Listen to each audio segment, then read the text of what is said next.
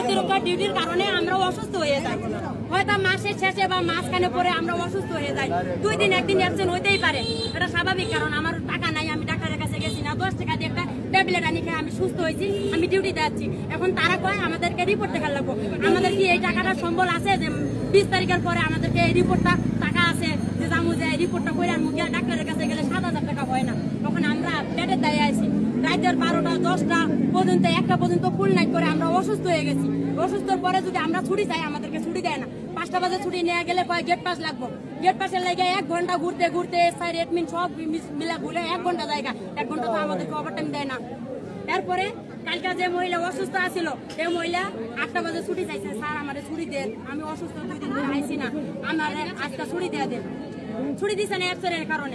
10টা বাজে ছুটি চাইছে, 10টা বাজেও দিছে না। 12টা বাজে ছুটি চাইছে, স্যার আমি অসুস্থ, আমি মনে হয় মরে যাবো, আমার 2টা সন্তান আছে, আমি সন্তান দুটো দেখতে চাই। একটা মা যে একটা সন্তানের মুখ দেখতে চায়, সে সন্তানটা তারা কি কাপুরুষ, তারা কি পুরুষ না, তারা কি মানুষ না? একটা সন্তানের মুখ দেখতে দিছে না মায়ের।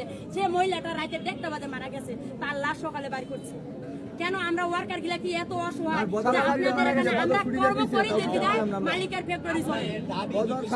আমাদের দাবি একটাই, মহিলা ছুটি চাইছে, ছুটি দিল না কেন? মহিলা ফ্যাক্টরির ভিতরে মরলো কেন?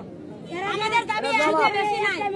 এর কিছুদিন আগে একটা ছোট বাচ্চা, মেয়ে একটা অসুস্থ বাচ্চা, ঈদের আগে সকালে আরেকজন মারা গেছে, মেয়ে অসুস্থ, মায়ের ছুটি চাইছে দিছে না।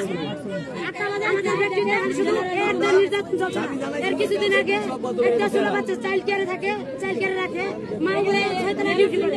এই বাচ্চা অসুস্থ, অ্যাডমিনের ছুটি দিছে না, মারে ফোন দিছে, মারে ছুটি দিছে, এই বাচ্চা মারা গেছে, বাইরে মেডিকেলে গেছে, বাইরে ছুটি দেওয়ার পরে এই বাচ্চা মারা যাওয়ার পরে মারে ছুটি দিছে। কেন এরকম নির্যাতন চলে আমাদের উপর? ভিতরে মারা গেছে, ভিতরে মারা গেছে, সব স্টাফ মারা গেছে। এটা আমরা কোনো এপিএম থেকে আমার এপিএম ফাইনাল চলে যাচ্ছে, ছুটি দিচ্ছে না। সুপারভাইজার মিটিং কইরা যাচ্ছে, বলছে ছুটি দিচ্ছে না, না দেওয়ার কারণে মাস থেকে মাথায় পানি দিয়ে বলছি যে আমাদেরকে রাতের 12টা